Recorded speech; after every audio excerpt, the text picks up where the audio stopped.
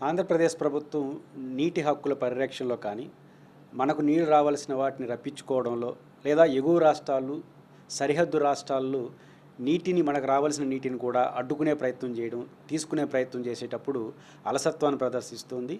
సరైన రీతిలో స్పందించలేదు. దాని ఫలితంగా వరుసగా ఆంధ్రప్రదేశ్ మూల్యాన్ని చెల్లించుకోవాల్సిన పరిస్థితి వస్తుంది. తాజాగా తుంగభద్ర నదీ జలాలను 2 కాలువల ద్వారా మనం తీసుకుంటాం. ఒకటి లోవర్ లేయర్ కెనాల్ ఎల్ఎల్సి, అదేవిధంగా హెచ్ఎల్సి అనంతపురం నుంచి వస్తే ఎల్ఎల్సి కర్నూలుకు వస్తుంది. ఈ 2 కాలువల నుంచి తుంగభద్ర నదీ జలాలను మనం రాబట్టుకోవాలి. మనకు రావాల్సిన హక్కుగా వచ్చే నీటిని తీసుకోవాలి. ఇప్పుడు తుంగభద్ర నుంచి ఎల్ఎల్సి ఏదైతే లోయర్ లెవెల్ కెనాల్ ఉందో, ఎమిగ్నూరు కావచ్చు, కొడమూరు కావచ్చు, ఆదోని, ఈ 3 నియోజకవర్గాలలో 55,000 ఎకరాలకు సాగునీరు మరియు తాగునీరు అందించాల్సినటువంటి అవసరం ఎల్ఎల్సి ద్వారా మనకుంది.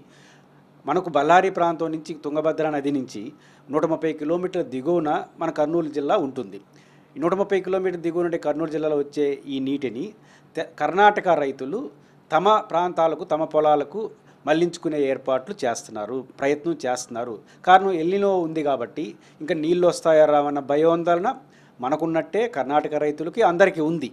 ఈ క్రమంలో ఏం చేస్తున్నారు, వచ్చిన నీటిని వచ్చినట్టు మనం ఒడిసి పట్టుకుంటే భవిష్యత్తులో నీళ్ళు వస్తాయో రావన్న ఆందోళనతో కర్ణాటక రైతులు ఆపే ప్రయత్నం చేస్తున్నారు, తరలించుకునే ప్రయత్నం చేస్తున్నారు.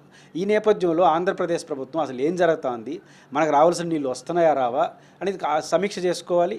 ఎక్కడైనా అడ్డుకుంటే తుంగభద్ర డ్యామ్ ఏదైతే ఉందో దాని నుంచి నీళ్ళని అడ్డుకునే ప్రయత్నం చేస్తున్నా, తమ వైపు తిప్పుకునే ప్రయత్నం చేస్తుంటే ఇమీడియట్గా తుంగభద్ర బోర్డుకి మనం కంప్లైంట్ చేయాలి. మన అధికారులు ఏం చేస్తున్నారు, ఇంత జరుగుతున్నా తెలియట్లేదు. రోజుకి 3,000 క్యూసెక్కుల నీటిని ఎల్ఎల్సి ద్వారా తీసుకోవచ్చు. ఈరోజు తుంగభద్రలో నీళ్ళ పరిస్థితి ఏంటి, 60-70 టీఎంసీలు పైన లేవు. ఇందులో 5 నుంచి 10 టీఎంసీలు డెడ్ స్టోరేజ్ పోతే మనకు 40-50 టీఎంసీలు మాత్రమే తీసుకునేదానికి వెసులుబాటు ఉంటుంది.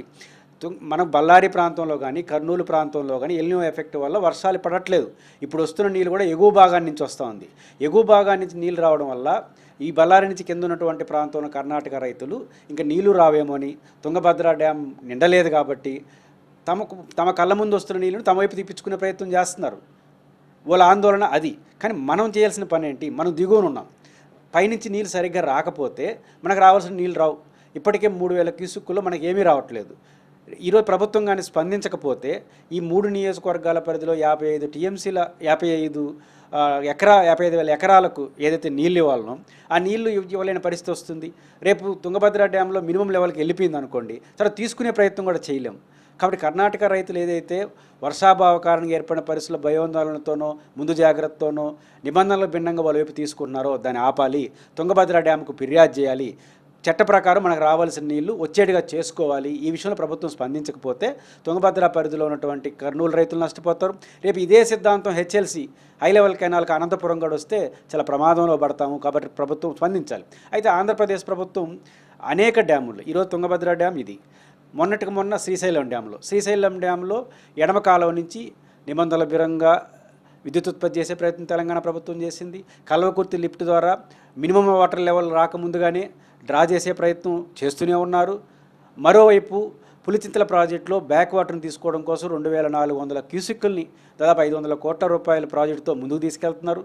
ఇలా ప్రాజెక్టుల్లో సరిహద్దు రాష్ట్రాల వాళ్ళు ఇష్టం వచ్చినట్టు చేస్తున్నప్పుడు అటు కృష్ణా యాజమాన్య బోర్డుకి కానీ, ఇటు తుంగభద్ర బోర్డుకి కానీ ఫిర్యాదు కూడా చేయకపోతే ఏమనాలి? శ్రీశైలం డ్యాంలో వాళ్ళు చేసుకుంటున్నప్పుడు వాళ్ళని ఆపలేకపోతే కనీసం మన పోతిరెడ్డిపాడు నుంచి, మన మాల్యాల నుంచి, మన బుచ్చెమర్రి నుంచి మనం నీళ్ళు తీసుకొచ్చే ప్రయత్నం చేయాలి. ఎందుకు ఇంత ఆందోళన చెందుతున్నామంటే ఈరోజు తిరుపతి ఉంది, తిరుపతి దేవస్థానం ఉంది. పోతిరెడ్డిపాడు నుంచి సరైన పద్ధతిలో నీళ్ళు తీసుకోరాకపోతే, రేపు మనకు గండికోట నుంచి నీళ్ళు రాకపోతే రేపు తిరుపతికి కూడా నీళ్ళు రావు. శ్రీవారి భక్తులు ఇబ్బంది పడతారు.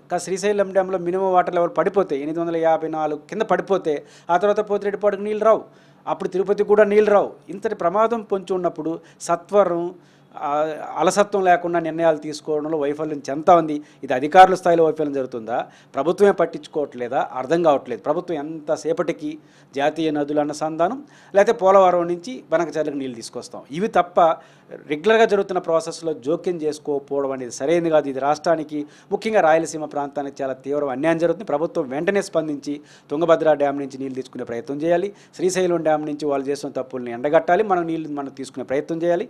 అదేవిధంగా పులిచింతల్లో బ్యాక్ వాటర్ నుంచి ఏదైతే నీళ్ళు తీసుకునే ప్రయత్నం చేస్తున్నారో, లిఫ్ట్ చేస్తున్నారో దాన్ని కూడా ఆపే ప్రయత్నం ఆంధ్రప్రదేశ్ ప్రభుత్వం చేయాలి.